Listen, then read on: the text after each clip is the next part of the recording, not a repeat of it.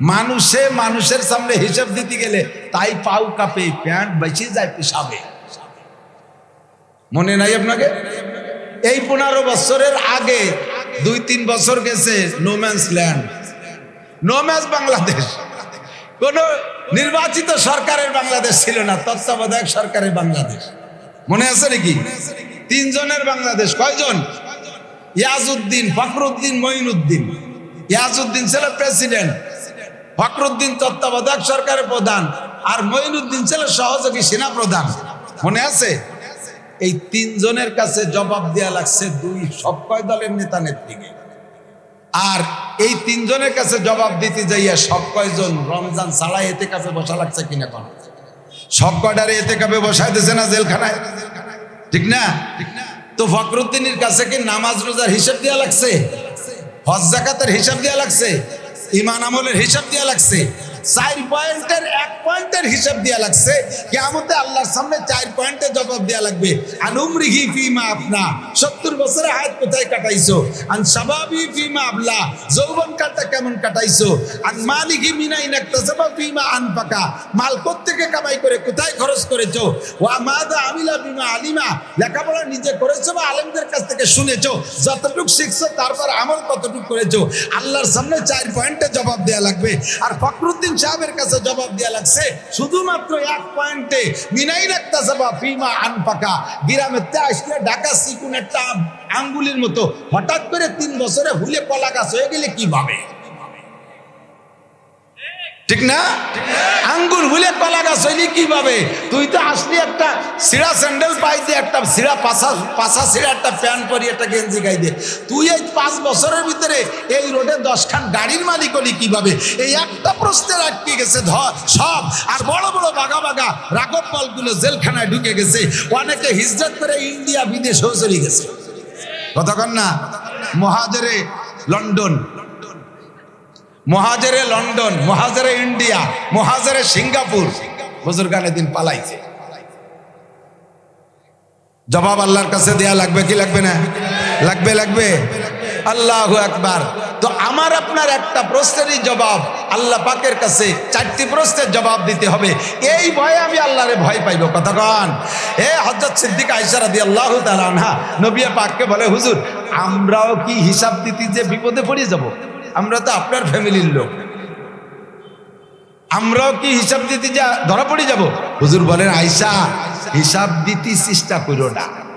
কয়টা হিসাব না দিয়ে কি কোনো পাশে কোনা কাটি পলাই সাজিদার কায়দা আছে? মানে তা যাবে না। দোয়া করো যেন বিনা হিসেবে পার হইতে পারো। মানহুসিবা নো পেশা, যেই হিসাবের কাঠগড়ায় দাঁড় হবে সেই ধরা পড়ে যাবে, সেই বিপদে পড়ে যাবে, পার কেউ হতে পারবে। যদি আল্লাহ তাআলা তার ইহসানে মাফ করে দেয়, আল্লাহ পাকের সামনে আমাকে দাঁড়াইতে হবে, জবাব দিতে হবে। ও যুবক, হে যুবক, আমার যুবক শোনা, তোরা যারা সাবালেগ হয়েছিস, যার যার সাবালেগের আলামত তো তার কাছে জানা আছে। এটা তোর বলে দেওয়া লাগে না যে তুমি কি কি কারণে সাবালেগ হয়েছো, এটা তুমি বোঝো সাবালেগ হয়েছো কিনা। যেদিন থেকে তুমি সাবালেগ হয়েছো সেই দিন থেকে তোমার আমলনামা তৈরি হয়েছে, তোমার নামে ফেরেশতা মোহরি তৈরি হয়ে গেছে। যা করতেছো হরকত সাকানাত, নাড়া চাড়া, উঠা বসা, মা ইয়ালফিজু মিন কাউলিন ইল্লা লাদাইহি রাকিবুন আতীদ কিরামান কাতিবিনা ইয়ালামুনা মা তাফালুন। ও আমার পর্দার আড়ালের মা বোনরা, রাত 12টার পরে কার সাথে ফ্রি টক টাইমে গল্প করিস, ওই সময় তো সব মানুষ ঘুমায় যায়, সাথে ফেরেশতারাও তো ঘুমায় যায়। আরে ঘুমায়, হ্যাঁ ঘুমায় না তো তারা ঘুমাবে না? হ্যাঁ, ফেরেশতারা লা ইয়ানামু ওয়া লা ইস্তাইকিজু, ঘুমোয় না, সজাগ হয় না, সবসময় একালা। সবাই ঘুমাই গেছে, এই ফাঁকে তুমি সুন্দর করে কানে ইয়ারফোন লাগায় গুনগুন করে সোলো কণ্ঠে বলতেছো, ফেরেশতারাও টের পাচ্ছে না। তাই নাকি? বুক থেকে বেরোনোর সাথে সাথে লেখা হয় কিনা? ওই সময় ভয় পাবা কাকে? গুনার থেকে বাঁচতে হলে 3টে কথা, আল্লাহকে ভয় পাইয়া 3টে কথা মনে রাখবেন। কয়টা? গুনার থেকে বাঁচার ইচ্ছা করা যাবে না, যাবে না, যাবে না। না বুড়ো হইয়ে ভালো হবো, তুমি বুড়ো হবা কিনা তার ঠিক কি? এত বড় বিশ্ব রোড, মিনিটে মিনিটে সেকেন্ডে সেকেন্ডে গাড়ি যাচ্ছে, ওর ভিতরে হাজার হাজার মানুষ মরছে কি মরে নাই? কাজেই তুমি কয়দিন বাঁচবা তার ঠিক নাই। বুড়ো আর অপেক্ষা করো না, আজকের থেকেই সিদ্ধান্ত নাও।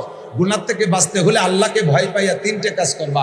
1 নম্বরে, যখন গুনাহ করো, যখন গুনার ভিতরে যাইতে যাচ্ছেন, তখন আপনি আপনাকে হিসাব করবেন যে আল্লাহ, আমি যে হালাতে গুনাহ করতেছি এই হালাতটা আল্লাহ দেখতেছে। কথা কয় না? আল্লাহ দেখে কি না আমার এই হালাতটা? আল্লাহ তুমি ল্যাংটা জিনা করতেছো, ওই ল্যাংটা আল্লাহ দেখতেছে। আল্লাহর সামনে তুমি কি করে মানুষের সামনে ল্যাংটা হও না? মানুষের সামনে ল্যাংটা হও না, আর আল্লাহর সামনে ল্যাংটা হইয়া মানুষের সামনে জিনা করো না, আল্লাহর সামনে জিনা করতেছো। ওই সময় তুমি মনের মধ্যে ভাববা যে আমাকে এই হালাতে আল্লাহ দেখতেছে, তাহলে তোমার ভিতরে আতঙ্ক আসবে। হযরত ইউসুফ নবী আলাইহিস সালাতু এই কথা এই কথা কবিতা এনে আইছিস, যা উঠে যা, তোর টা নাই সারা চুল খেয়ে বাদাম কি দেখি আর নাই চুপ করে বসে। ইউসুফ আলাইহিস সালাতু ওয়াস সালামকে জুলাইখা অ্যারেস্ট করছে। কিসসা জানেন সবাই, আমি অল্প একটু বলবো, তাকওয়ার ঠুক বলবো। ইউসুফ আলাইহিস সালাতু ওয়াস সালামকে ডাইকে নিয়ে গেছে জুলাইখা, ডাকলে তো যেতেই হবে, তার বাড়ি কায়। এবং ইউসুফ আলাইহিস সালামকে ছেলের মতো জানে, আর উনিও মায়ের মতো সম্মান করে। তো এই জায়গায় ইউসুফ আলাইহিস সালাম বিলকুল কোনো মাইন্ড করে নাই, কোনো রিস্ক মনে করে নাই। উনাকে ডাইকে নিয়ে গেছে নির্জনে, নিতে নিতে 7টা দরজায় ভিতর দিয়ে তালা দিছে। অন্যদিন খিল দেয়, আর আজকে সিস্টেম করে তালা দিয়ে দিচ্ছে। ইউসুফ আলাইহিস সালাম বুঝতে পারতেছে না তালা দেয় কে। নিতে নিতে নিতে নিতে খাস কামরার ভিতরে যখন নিয়ে গেছে, ও জায়গা দুনিয়ার কেউ নাই, কেউ নাই, কেউ নাই। বাচ্চা তখন জুলাইখার ছেলে মেয়েও হয় নাই, বাড়ি কেউ নাই, বাচ্চা চলে গেছে অফিসে আজিজে মেসে। জুলাইখা ওই জায়গা যাইয়া ইউসুফ আলাইহিস সালামের সামনে গায়ের সম্পূর্ণ কাপড় খুলে ফেলেছে। টলমলে 17 বছরের যুবক, যৌবন কিছুদিন পুরন হলিবার একটা ধারণ শক্তি এসে যায়, সহনীয়তা ভাব আসে। প্রাথমিক যৌবনে মানুষের নানান প্রকারের অন্যায় করে বসে, বেশিরভাগ কন্ট্রোল করতে পারে কম।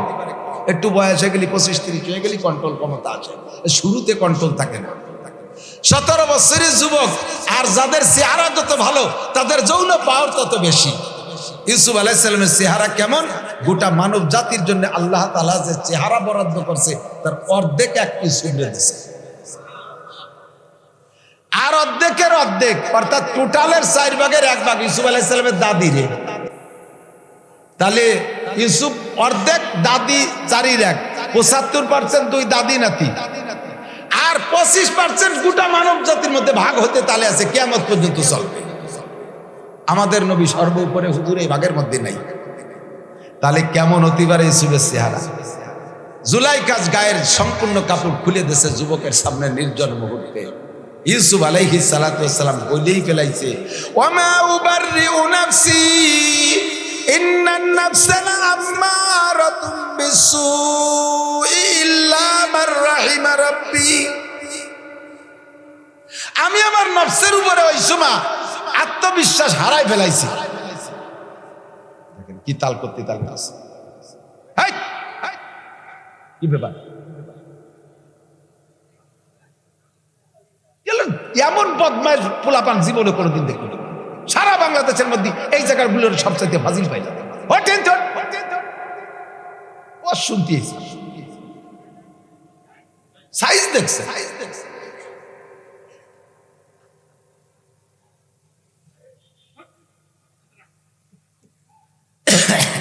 ইউসুফ আলাইহিস সালাম বলে আমার ওই পরিস্থিতিতে আমি আত্মবিশ্বাস হারাই ফেলাইছি। আল্লাহ যদি না বাঁচায় আমার বাঁচা সম্ভব? হ্যাঁ ভাই এদিক তাকান, রাস্তায় 1 কোটি টাকার বস্তা পাইছেন, লাথি দিয়ে খালের নিচে ফেলাই দিয়ে চলে আসতে পারেন, নেব না পরের টাকা। কোন টলমলে ভরা যৌবনের যুবক রাতের অন্ধকারে নির্জনে একটা সুন্দরী মেয়ে যদি তাকে আহ্বান করে, কেউ নাই সেখানে, সে জায়গা থেকে ঈমান বাঁচায় আসা বহুত বড় কঠিন। কোটি টাকার বস্তারে লাথি মারা যায়, সুন্দরী মায়ের লাথি মারা যায় না। তবে এই জায়গা যদি যুবক তোমাকে ডাকলে তুমি বলতে পারো ইন্নী আখাফুল্লাহ, আমি আল্লাহরে ভয় পাই, আত্তাকিল্লাহ, আমার ভিতরে আল্লাহর ভয় আছে, আমি পারবো না এই কাম করতে। তাহলে নবী বলেন তোমাকে এই গুণের কারণে আমি হাউজে কাউসার মুখে উঠে পান করাইয়া হাত ধরে আরশে আজিমের নিচে বসাই দেব। তুই দুনিয়ায় এই নিশা খাইস নাই, এই নিশা তোর মুখে দিস নাই, আল্লাহ পাকের ওসিলায় হাসরে জান্নাতে আরশে আজিমের নিচে বসাইয়া তার কুদরতি হাতে যুবক তোর মুখে 500 বছর খানা খাওয়াবে। তুই আল্লাহর হাতের খানা খাবি 500 বছর। এটা কঠিন জিহাদ, এর চেয়ে বড় জিহাদ আমার মনে হয় না যার কিছু আছে। ময়দানে নেমে গেছে, সবাই লড়াই করতেছে, তরবারি আছে, মারামারি লেগে গেছে, মরবো মারবো, হুশ থাকে না, মরিয়ে যাচ্ছি, মারি ফেলতেছি। সে জায়গায় লড়াই পিঠা করা যায়, আরো বহু মানুষ আছে আমার সাথে, কিন্তু এই নির্জন মুহূর্তে শয়তানের সাথে নফসের সাথে জেহাদ করে এই জায়গা থেকে বেঁচে আসা, এর চেয়ে বড় জেহাদ হতে পারে না।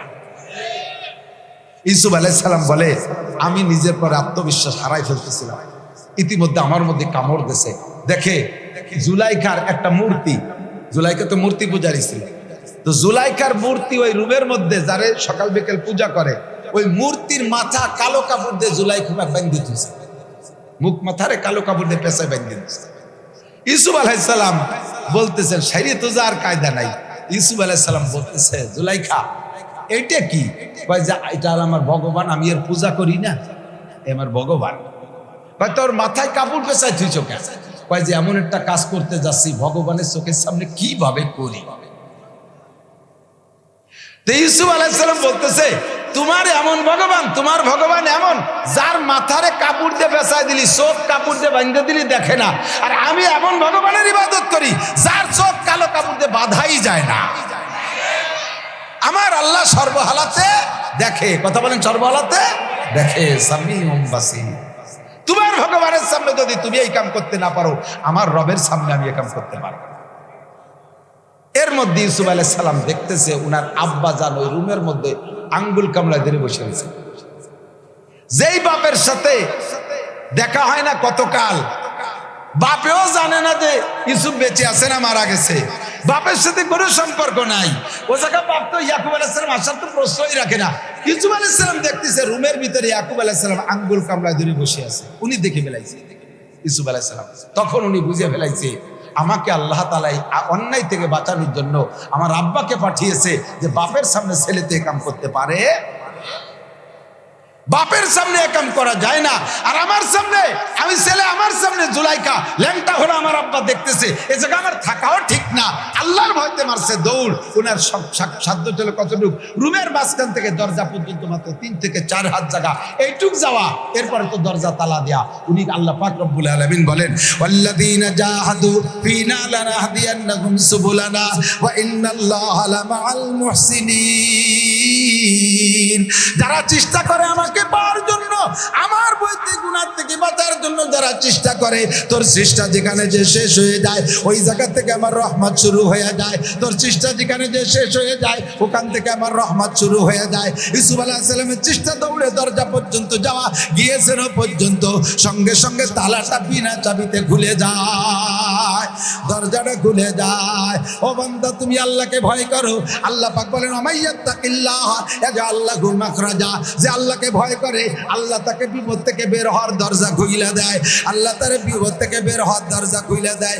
আল্লাহর ভয় অন্তরে রাখো। আল্লাহু আকবার। দরজা তখন একটা খুলে দিয়েছে, ইউসুফ আলাইহিস সালামের বুঝে আসছে আল্লাহর রহমত চালু হয়ে গেছে।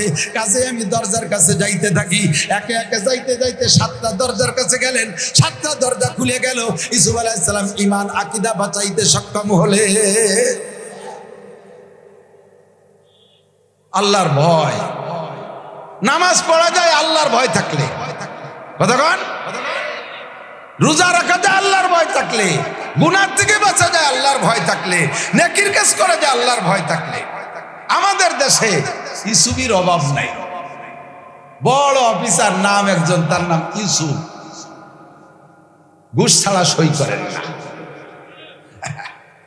নাম তো ইউসুফ। ওই ইউসুফ আর এই ইউসুফ, নাম আতর আলী, গায়ে পাটার গন্ধ। আতর আলী নাম হলো, আতর আলী নামের মানুষ আছে, এমন গন্ধ গায়ে পাটার গন্ধর মতো গন্ধ, অথচ নাম আতর আলী। নাম ইউসুফ, কামে আন্তর্জাতিক খ্যাতি সম্পন্ন ঘুষখোর। এত বড় দাড়ি, মেহেদি লাগায় লাল করে ফেলাইছি, কপালে টিক্কি হয়ে গেছে সিজদা দিতে, অথচ মাদ্রাসার হুজুরকে জন্য 2 টন চাউল পাস হয়েছে, সেই 2 টন চাউলই তো ঘুষ খাবে, যে ফাইলি মোটে সই করেই। এরপরে হুজুর দেখছে যে এত ল্যাপস হয়ে যাবে না, পাবো না, হুজুরের চিনতে শুরু হয়ে গেছে, এই যদি ল্যাপস হয়ে যায় তাহলে তো সেক্রেটারি আমার চাকরি হবে না, কিভাবে নেব, উপায় পাচ্ছে না। স্যার আপনার পায়ে ধরি, কিন্তু উনি তো ঘুষ ছাড়া সই দেবেন না, ওনার নাম ইউসুফ, ওনার ভিতরে আল্লাহর ভয় আছে, ঘুষ ছাড়া উনি সই করবে না। এরপরে ডাইরেক্ট ঘুষ খাতিও পারতেছে না হুজুরি রাতে, হুজুরিয়াতে ঘুষ খাতি পারে না। অনেকে আমারে কয়, আমার অনেক মুহিব্বিন আছে, কারণ বাংলাদেশে বড় বড় অফিসারদের সাথে তো সম্পর্ক আছে, বড় বড় নেতাগুতা, এক তো বাড়ি গোপালগঞ্জ, 2 নম্বরে বক্তা মানুষ, সম্পর্ক আছে। তো এই জন্য অনেকে কয় যে হুজুর আপনি একটু কয়ে দিলি চাকরি হবে না। আমি কই পাগল, আমি বলে দিলি তোরও বাড়ি 2 অক্ত খাবার হতে পারে, 2 লুঙ্গি দিতে পারে, চাকরি দেবে না। আমি বললি তোর চাকরির কপালে আগুন লাগবে, কারণ আমি যার নামে বলে দেবো তার কাছ থেকে ঘুষ খাতে পারবে না, আর তো ঘুষ ছাড়া চাকরি দেবে না। ওর নাম তো ইউসুফ, ওর নাম তো ইউসুফ, ঘুষ ছাড়া চাকরি দেবে না। তোর কাছ থেকে টাকা খাবে 5 লাখ, আর আমার কথায় 5 লাখ টাকা ছাড়িয়ে দেবে, কত বড় বুজুর্গ সে না। কাজে আমার এদের কয়েস না, তাহলে তোর চাকরি হবে না। পারলি তুই আড়াআড়ি কোন লাইন কর, আমি আর তা শিখিয়ে দিচ্ছি না। আল্লাহ ঘুষ খাবে তো ডাইরেক্ট খাতি পারতেছে না, এখন কয় ঠিক আছে যান যোগাযোগ করে আসেন। কার কাছে? কয় যে ওই পায়খানার ওই ধারে একজন ফেরেস্তা দাঁড়ানো আছে, তার সাথে ওনার একটা দালাল ওই ভাষা পায়খানার ওই ধারে, পায়খানার ওই ধারে একজন ফেরেস্তা আছে, তার সাথে যোগাযোগ যাইয়ে দেয় যে ফেরেস্তাটা দাঁড়ানো। ভাই স্যার তো আপনার কাছে পাঠায়, কি এর কাছে অত বড় দাড়ি দেখলি কি হবে, নাম ওই জায়গা প্লেটে লেখা ইউসুফ, তাইতে তুমি মনে হচ্ছে ইউসুফ আলাইহিস সালাম, মাল ছাড়া তাল হবে না। কয় টন? 2 টন, 500 কেজি ছেড়িয়ে দিয়ে যাও।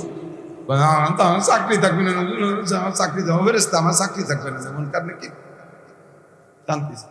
দেন, যা দেবেন দেন। 2000 টাকা দিছে পকেটে, ওই আঙ্গুল দেয়, স্যার স্যার সই করে দিন স্যার। আঙ্গুল দেখাইছে, সাথে সাথে সই করার অনুমতি দিয়েছে। চা খাওয়ায় একজনে, বসেন বসেন, এখানে যারা আছে সবাই চা দেন, আপনার চা খাতে লেখেন, আমি আসতেছি, এই 5টা চা দিস, 5টা চা দেন। বুঝছেন কি কইছে? মুখী কইছে 5টা চা দেন, আঙ্গুল দিয়ে হাতও দেখাইছে 5টা চা দেন, তার মানে দিও না। কিন্তু সারি সারি চলে গেছে, ইশারায় বহুত মাইর দেয়। ইউসুফ ঘুষ ছাড়া বোঝে না, এখলাস নাম, এখলাসের গন্ধ নাই, নাম নাম মুহাদ্দিস, অথচ একটা হাদিসও জানে না। আমি গেছি সাতক্ষীরার শ্যামনগর মাদ্রাসায় মাহফিলে স্টেজে উঠতেছি, এর মধ্যে শুনি যে একজন আর একজনে ডাকতেছে, সুন্নাত সুন্নাত, নামই রাখছে সুন্নাত। আমি বলি যে তালিবানে খুব বেশি সুন্নতের আমল করে, এই আমল করার কারণে সুন্নত কয়। পরে যে সুন্নত আসতেছে, সুন্নতের মাথায় বান্দরের মতো চুল, সুন্নতের প্যান্ট পরছে 5 হাতে 1 বিঘে খোলা, সুন্নতের দাড়ি কাটছে মেসি কাটিং, আগাগুড়া কোন জায়গা নবীর সুন্নত নাই, তার নাম হচ্ছে সুন্নাত। যে আল্লাহকে ভয় পায়, আল্লাহ তারে বিপদ থেকে বাঁচার ব্যবস্থা করে দেয়, দরজা খুলে দেয়। ইউসুফ আলাইহিস সালাম খুলে দিয়েছে। বন্ধুরে আমার উস্তাদ হযরত মাওলানা আব্দুর রউফ সাহেব হাফিজাহুল্লাহ দামাত বারকাতুল আলিয়া, আপনাদের ঢাকার সন্তান, আমাদের গহরডাঙ্গা মাদ্রাসা শাইখুল হাদিস, আমার তিরমিজি ও বুখারীর উস্তাদ, হুজুর গল্প বলেন হজের ভিতরে ছোট্ট খাট্ট করে বলেন, আব্দুল্লাহ ইবনে মুবারক রাহমাতুল্লাহ আলাইহির এক আজীব ওয়াকিয়া। গোটা দুনিয়ায় যত মুহাদ্দিস আছে, সমস্ত মুহাদ্দিসদের গোড়া যে জায়গা যে মেশছে, সেই জায়গাটার নাম হলো আব্দুল্লাহ ইবনে মুবারক। খেপলা জাল দেখছেন না? খেপলা জাকি জাল, এ ছড়াই যায় না? ছড়াই যায়। ওই লাস্টের কাঠির শেষে যাইয়া যে খোপটা, ওটাও একা একা হয় নাই, ওটার সাথে ওর উপরে একটা জোড়ানো, তার সাথে তার উপরে একটা জয়েন্ট, তার সাথে তার উপরে, শুরু হয়েছে দড়ির কাছে না, রশির কাছ থেকে শুরু হয়েছে। সারা দুনিয়ার মুহাদ্দিস বিশ্বব্যাপী ছড়ানো যা আছে, সবগুলোর গোড়া যে মির্জা আব্দুল্লাহ ইবনে মুবারকের সাথে। এত বড় মুহাদ্দিস, নাম হলো আব্দুল্লাহ, বাপের নাম মুবারক করিম। হজে যাচ্ছেন, বড় ধনী মানুষ, বস্তা ভরে স্বর্ণের টাকা, আলাদা একটা উটের পিঠে শুধু স্বর্ণের টাকা নেছে। মক্কায় হজে গেলে গরিবরা ভিক্ষা করতে আসে, দেখছেন না? এখনো আসে না? বহুত গরিবরা, খুব অনেক গরিব, প্রাইভেট কার চালাইয়া মহিলা আইসা গাড়ি কাণ্ডে এক জায়গা ধুইয়া কালেকশন করে টেরে সন্ধ্যা ভিক্ষা টিক্ষা করে সন্ধিরাকে গাড়ি নিয়ে চলে যায়, এক্স করোলা গাড়ি। উনি জম্মের গরিব, হাজার হাজার, একটা দুটি না। দেখছেন না এগুলো? দেখছেন না? তো এইরকম ফকির আর অরিজিনাল ফকির বহুত আসে মক্কা মদিনায়। এই ফকিরদের ভিক্ষা দেওয়ার জন্য আব্দুল্লাহ ইবনে মুবারক বস্তা ভরে স্বর্ণের টাকা নিয়ে যাচ্ছেন। এক জায়গা যাইয়া তাবু লাগাইছে, যাইতে যাইতে পথে শেষ মতো রেলগাড়ি আর বিমান ছিল না, ওই ঘোড়ায় পিঠে উঠে যাওয়া লাগতো। তাবু লাগাই রাত রয়েছে, সকালবেলা উঠে দেখে ইশরাকের নামাজের পরে দেখে একটা মেয়ে একটা যুবতী মেয়ে, এমন শুকনোর শুকনো, মানে মেয়েলি গঠনই নাই, ছেলেদের মতো শরীরটা চামড়া হাড়ের সাথে লেগে গেছে। মেয়েলি গঠন বলতে তার গায়ে কিছু নাই, যুবতী মেয়ে, বয়সের চেহারার ভাবে বোঝা যায়, কিন্তু দুর্বলতা, এর বুড়ির মতো কুড়া হয়ে গেছে, কুজো হয়ে গেছে।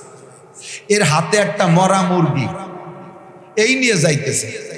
তো আব্দুল্লাহ ইবনে মুবারক রাহমাতুল্লাহ খাদেমে বললেন, দেখো তো এই মেয়েটা এই মরা মুরগি নেয়, ওরে জিজ্ঞেস করো তো মরা মুরগি নেই কে, কি ফেলাই দিতে নেয় না কি জন্য একটু জিজ্ঞেস করো।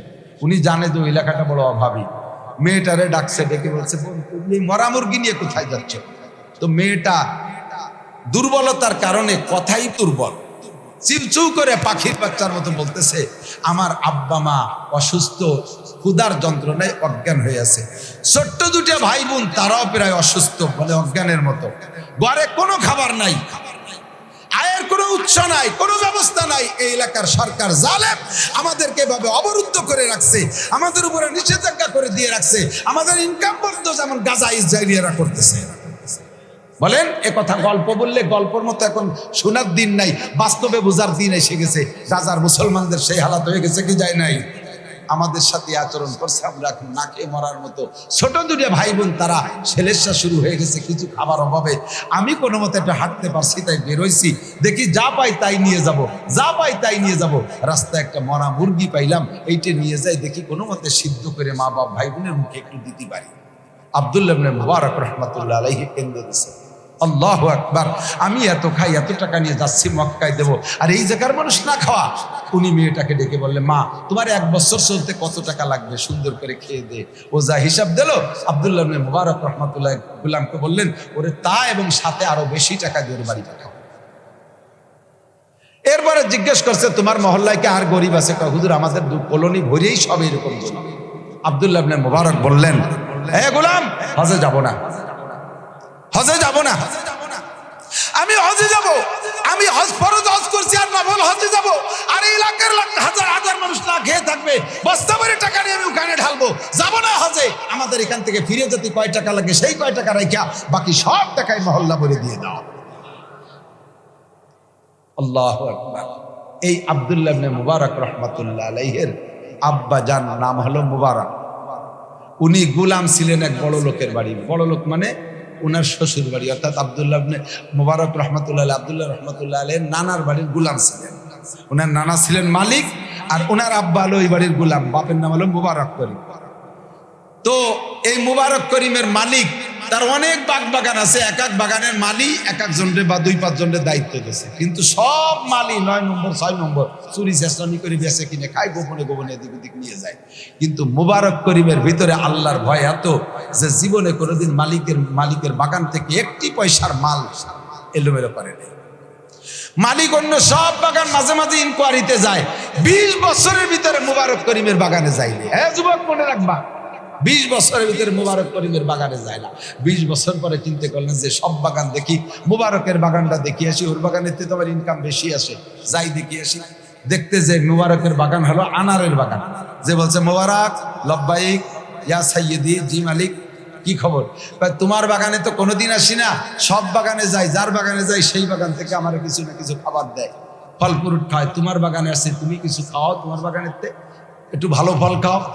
মুবারক যাইয়া সবচেয়ে আনার গাছে দেখতে যে আনারটা সবচেয়ে ভালো, ওই আনারটা তুলে এনে খুলে মালিককে দানাগুলো বের করে দিচ্ছে। মালিক সেখান থেকে 2-5টা দানা মুখে দিয়ে চোখ থেকে পানি চলে আসছে, এত টকের টক। মালিক এবার ধমক দিচ্ছে, বেটা জীবনে তোর বাগানে আসলাম না, 20 বছরের মধ্যে তোর দায়িত্ব দেওয়ার পরে, আর আসলাম যার বাগানে যাই সেই 1 নম্বর ফল খাইছে, আর তুই খালি একটা টক ফল, তুই একটা মিষ্টি ফল খাওয়াবি না? মুবারক কয়, মালিক আপনার বাগানের ফল কোনটা মিষ্টি কোনটা টক তা তো আমি জানি না। তো কি 20 বছরের মধ্যে তুই জানিস না? না জানবো কি, আমি তো খাই না, তা জানবো কি করে? তা খাইস না কেন? আপনি তো আমার খাইতে বলেন না, আপনি তো আমার পাহারা দিতে বলছেন। এ পাহারার মানে কেউ যেন ক্ষতি না করে, এ পাহারার মানে আমিও যেন ক্ষতি না করি। কথা কন না কেন? পাহারার মালিক কি মানে কি, আমিও যেন ক্ষতি না করি। তা আপনি তো আমার খাইতে বলেন না, আমি তো গোলাম, আমি খাবো কি করে? আরে পাগল, এই পড়িয়ে যায় যেটা সেটা খাতে পারিস না, তাও তো বলেন না যে পড়িয়ে যাওয়াটা খাইস, তাহলে কি রে খাবো? খাবি তা আমি কি আসিনি, কি জায়গা তো আর কেউ পাঠাই না, আমি তো থাকি বাড়ি, তুই খাতে পারিস না? তো তোর পরাণে চাই না? পরাণে চাই না তা না, পরাণে তো চায়, মনে তো খাইতে চায়। বড় লোকরা এসে কিনে নিয়ে যায়, তাদের পোলাপান এই আনার খুলে খায়, গাল বেয়ে বেয়ে রস পড়ে। আমিও গুলাম, আমার বাপ দাদা 14 পুরুষ গুলাম, আমরা তো কোনোদিন খাইতে পারি না, মনে তো চাই খাইতে। এই মনে করিয়া কখনো যদি আমি আনারের বুটায় হাত দিছি, তখন তলবো বলে নিয়ত করছি, এর মধ্যে আমি দেখি যে আমার আল্লাহ আমারে দেখতেছে, আমার আল্লাহ আমাকে দেখতেছে, তখন আর আমি আনার তুলতে পারি না, আমি ছেড়ে দিয়ে চলেছি। মালিক কয়, আল্লাহ ও মুবারক, তোর এই তাকওয়ার কারণে আমার সম্পদে এত বরকত। ঠিক আছে, তোরে আর গোলাম রাখা যাবে না, তোর মতো বোজর করে আমি বন্দি করে রাখবো হবে না, তোরে আজকে আজাদ করে দিলাম। জোরে কোন সুবহানাল্লাহ। আমিও যেমন তুইও তেমন, কন্যা সুবহানাল্লাহ। ও যুবক, গোলামের থেকে চির আজাদ হয়ে গেছে। বলো তো কি জন্য? আল্লাহর ভয়, তাকওয়া থাকার কারণে, জবানকে মাত্র 20 বছর কন্ট্রোল করার কারণে। ঠিক কিনা? মালিক আপাতত রে রাইকিয়া বাড়ি যে বোর কাছে গল্প দিচ্ছে, আজকে একটা কাজের কাজ করে আসছে। কয় কি? কয় মুবারক রে আজাদ করে দিছি। বউ কান্দিছে, কয় তোমার সম্পদে ধস নামবে আজকে থেকে, কোনো চিন্তা করা লাগবে না, কারণ তোমার সব চোর চুপটায় ভরা এক মুবারক পরেশগার, ওর দুয়ার ওসিলায় তোমার সম্পদে উন্নতি। আজকে তারে দেশে ছাইড়িয়া তোমার সম্পদে টান ধরবে আজকে থেকে শুরু।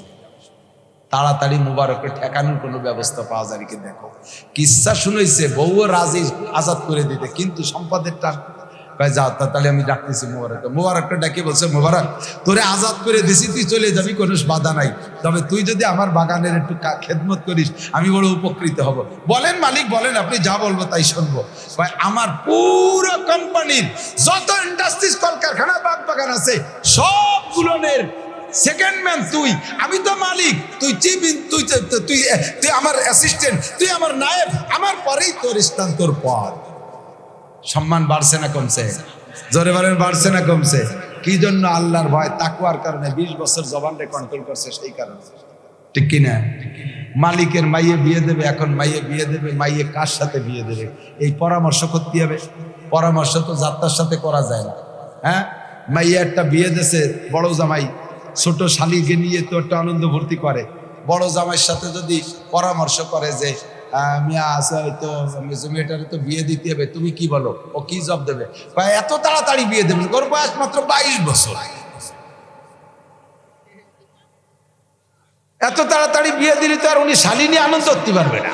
এই জন্য দুলোভাইয়ের কাছে, জামাইয়ের কাছে জিজ্ঞেস করলে, মেয়ের জামাইয়ের কাছে, ও কোনোদিনও শালি বিয়ে দেওয়ার পরামর্শ দেবে না। কার কাছে পরামর্শ করবো? যে একটা আমানতদার, দিনদার, পরহেজগার, আল্লাহওয়ালা মানুষের সাথে পরামর্শ করি। তাই স্ত্রী বলতেছে যে মুবারকের চাইতে দিনদার নাই, এদিক সেদিক দরকার নেই, তুমি মুবারকরে তোমার উপদেশটা বানাও। জিজ্ঞেস করছে, মুবারক মেয়ে তো বিয়ে দেবো, ছেলেটা কেমন হলে ভালো হয়, তুই একটু কদি। তো মুবারক বলতেছে, আমি কি বলবো এই ব্যাপারে, আল্লাহ নবী পরামর্শ দিয়ে রাখছে। 1 নম্বরে, মানুষের ছেলে মেয়ে বিয়ে দিয়ে করে 4টে দিক দেখে। তুনকাহুল মারাতুলি আরবা, মেয়েদেরকে বিয়ে করে মানুষের 4টে দিক দেখে। 1 নম্বরে জামালিহা, রূপ দেখে।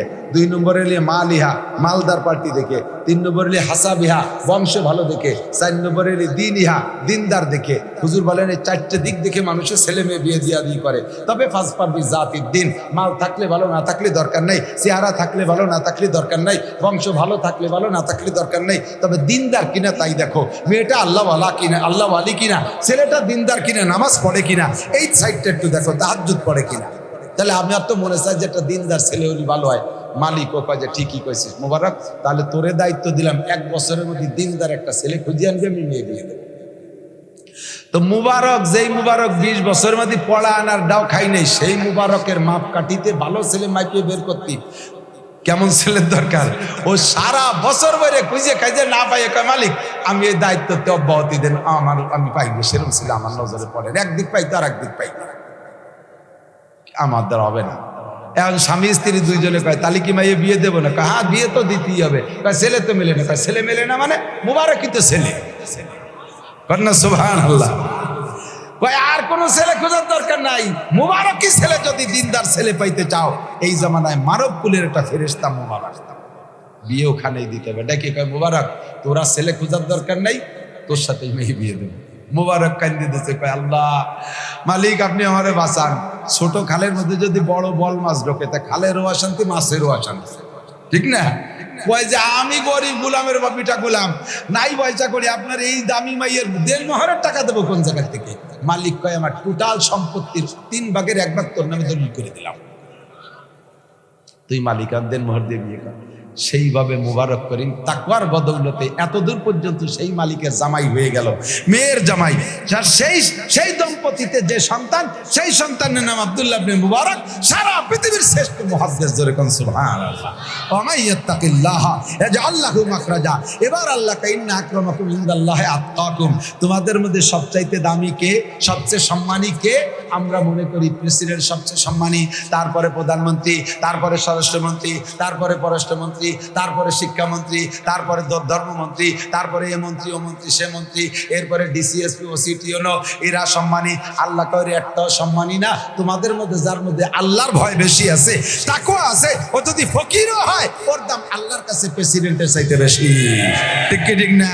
ও যুবক, তুমি কলেজে বড় দোষ নাই, কলেজে বড় দোষ নাই, তুমি সেখানে থেকে মুত্তাকিন পরহেজগার হতে পারো, তুমি সম্মানী হতে পারো। আমরা মাদ্রাসার হুজুররা পর্দা করি, এতে আমাদের যতটা নেকি না হয়। আমরা মাদ্রাসায় তো পর্দা করি, কোনো মেয়ে নাই তো এ জায়গা, আমরা পর্দা করি। আমরা পর্দা করলে যে নেকি হচ্ছে, তার চাইতে একটা কলেজের ছেলে যদি পাড়ার, মানে আমিও যেন ক্ষতি না করি। কথা কন না কেন? পাড়ার মালিক কি মানে কি? আমিও যেন ক্ষতি না করি। তা আপনি তো আমার খাইতে বলেন না, আমি তো গোলাম, আমি খাবো কি করে? আরে পাগল, তুই পড়িয়ে যায় যেটা সেটা খাতে পারিস না, তাও তো বলেন না যে পড়িয়ে যাওয়াটা খাইস। তাহলে কি রে খাবো? খাবি তা আমি কি আসিনি, কি জায়গা তো আর কেউ পাঠাই না, আমি তো থাকি বাড়ি, তুই খাতে পারিস না? তোর পরাণে চায় না? পরাণে চায় না তা না, পরাণে তো চায়, মনে তো খাইতে চায়। বড় লোকরা এসে কিনে নিয়ে যায়, তাদের পোলাপান এই আনার খুলে খায়, গাল বেয়ে বেয়ে রস পড়ে। আমিও গুলাম, আমার বাপ দাদা 14 পুরুষ গুলাম, আমরা তো কোনোদিন খাইতে পারি না, মনে তো চাই খাইতে। এই মনে করিয়া কখনো যদি আমি আনারের বুটায় হাত দিছি, তখন তলবো বলে নিয়ত করছি, এর মধ্যে আমি দেখি যে আমার আল্লাহ আমারে দেখতেছে, আমার আল্লাহ আমাকে দেখতেছে, তখন আর আমি আনার তুলতে পারি না, আমি ছেড়ে দিয়ে চলেছি। মালিক কয় আল্লাহ, ও মুবারক, তোর এই তাকওয়ার কারণে আমার সম্পদে এত বরকত। ঠিক আছে, তোরে আর গোলাম রাখা যাবে না, তোর মতো বোজর করে আমি বন্দি করে রাখবো হবে না, তোরে আজকে আজাদ করে দিলাম। জোরে কোন সুবহানাল্লাহ। আমিও যেমন তুইও তেমন, কন্যা সুবহানাল্লাহ। ও যুবক, গোলামের থেকে চির আজাদ হয়ে গেছে। বলো তো কি জন্য? আল্লাহর ভয়, তাকওয়া থাকার কারণে, জবানকে মাত্র 20 বছর কন্ট্রোল করার কারণে। ঠিক কিনা? মালিক আপাতত রে রাইখিয়া বাড়ি যে বোর কাছে গল্প দিচ্ছে, আজকে একটা কাজের কাজ করে আসছে। কয় কি? কয় মুবারকরে আজাদ করে দিছি। বউ কাঁদতেছে, কয় তোমার সম্পদে ধস নামবে আজকের থেকে, কোনো চিন্তা করা লাগবে না, কারণ তোমার সব সোর সুটটাই ভরা এক মুবারক পরেশগার, ওর দুয়ার ওসিলায় তোমার সম্পদে উন্নতি। আজকে তারে দেশে ছাইড়িয়া তোমার সম্পদে টান ধরবে আজকের থেকে শুরু। তাড়াতাড়ি মুবারককে ঠেকানোর কোনো ব্যবস্থা পাওয়া যায় কি? দেখো, কিচ্ছা শুনেছে, বউও রাজি আজাদ করে দিতে, কিন্তু সম্পদের টান। যাও, তাহলে আমি ডাকতেছি মুবারককে। মুবারককে ডাকে বলছে, মুবারক, তোরে আজাদ করে দিছি, তুই চলে যাবি, কোনো বাধা নাই, তবে তুই যদি আমার বাগানের একটু খেদমত করিস, আমি বড় উপকৃত হব। বলেন মালিক, বলেন, আপনি যা বলবো তাই শুনবো। আমার পুরো কোম্পানির যত ইন্ডাস্ট্রিজ, কলকারখানা, বাগ বাগান আছে, সবগুলোর সেকেন্ড ম্যান তুই, আমি তো মালিক, তুই চিফ, তুই আমার অ্যাসিস্ট্যান্ট, তুই আমার নায়েব, আমার পরেই তোর স্থান, তোর পদ। সম্মান বাড়ছে না কমছে? জোরে বলেন, বাড়ছে না কমছে? কি জন্য? আল্লাহর ভয়, তাকওয়ার কারণে 20 বছর জবানকে কন্ট্রোল করছে, সেই কারণে। ঠিক কিনা? মালিকের মাইয়ে বিয়ে দেবে, এখন মাইয়ে বিয়ে দেবে, মাইয়ে কার সাথে বিয়ে দেবে, এই পরামর্শ করতে হবে। পরামর্শ তো যাত্রার সাথে করা যায় না। হ্যাঁ, মাইয়া একটা বিয়ে দেশে, বড় জামাই ছোট শালিকে নিয়ে তো একটা আনন্দ ভর্তি করে। বড় জামাইয়ের সাথে যদি পরামর্শ করে যে মিয়া আছে, হয়তো মেয়েটারে তো বিয়ে দিতে হবে, তুমি কি বলো? ও কি জব দেবে? এত তাড়াতাড়ি বিয়ে দেবেন? ওর বয়স মাত্র 22 বছর, এত তাড়াতাড়ি বিয়ে দিলে তো আর উনি শালি নিয়ে আনন্দ করতে পারবে না। এই জন্য দুলোভাইয়ের কাছে, জামাইয়ের কাছে জিজ্ঞেস করলে, মেয়ের জামাইয়ের কাছে, ও কোনোদিনও শালি বিয়ে দেওয়ার পরামর্শ দেবে না। কার কাছে পরামর্শ করবো? যে একটা আমানতদার, দিনদার, পরহেজগার, আল্লাহওয়ালা মানুষের সাথে পরামর্শ করি। তাই স্ত্রী বলতেছে যে মুবারকের চাইতে দিনদার নাই, এদিক সেদিক দরকার নেই, তুমি মুবারকরে তোমার উপদেষ্টা বানাও। জিজ্ঞেস করছে, মুবারক, মেয়ে তো বিয়ে দেবো, ছেলেটা কেমন হলি ভালো হয়, তুই একটু কদি। তো মুবারক বলতেছে, আমি কি বলবো এই ব্যাপারে, আল্লাহ নবী পরামর্শ দিয়ে রাখছে। 1 নম্বরে, মানুষের ছেলে মেয়ে বিয়ে দিয়ে আদি করে 4টে দিক দেখে, তুনকাহুল মারাতুলি আরবা, মেয়েদেরকে বিয়ে করে মানুষের 4টে দিক দেখে। 1 নম্বরে জামালিহা, রূপ দেখে। 2 নম্বরে মালিহা, মালদার পার্টি দেখে। 3 নম্বরে হাসাবিহা, বংশ ভালো দেখে। 4 নম্বরে দিনইহা, দিনদার দেখে। হুজুর বলেন, এই 4টে দিক দেখে মানুষের ছেলে মেয়ে বিয়ে দিয়ে আদি করে। তবে ফাজফার বি জাতির দিন, মাল থাকলে ভালো, না থাকলে দরকার নাই, চেহারা থাকলে ভালো, না থাকলে দরকার নাই, বংশ ভালো থাকলে ভালো, না থাকলে দরকার নেই, তবে দিনদার কিনা তাই দেখো, মেয়েটা আল্লাহওয়ালা কিনা, আল্লাহওয়ালি কিনা, ছেলেটা দিনদার কিনা, নামাজ পড়ে কিনা, এই সাইডটা একটু দেখো, তাহাজ্জুদ পড়ে কিনা। তাহলে আমি আর তো মনে চাই যে একটা দিনদার ছেলে হলে ভালো হয়। মালিকও কয় যে ঠিকই কইছিস মোবারক, তাহলে তোরে দায়িত্ব দিলাম 1 বছরের মধ্যে দিনদার একটা ছেলে খুঁজে আনবি, আমি মেয়ে বিয়ে দেবো।